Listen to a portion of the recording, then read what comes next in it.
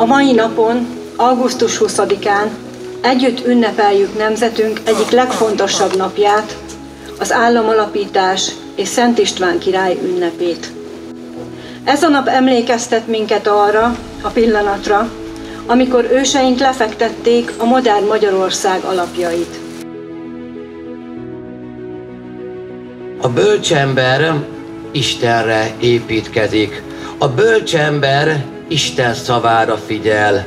A bölcs ember észreveszi az Istent a világban, észreveszi a természetben, és észreveszi az életében is, hiszen akármerre járunk, kelünk, észre lehet venni az Istent.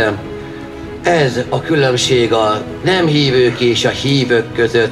A hívő ember tud örülni, tud boldog lenni, tud hálát adni. Minden nap számára kihívás, lehetőség, új nap, új lehetőség.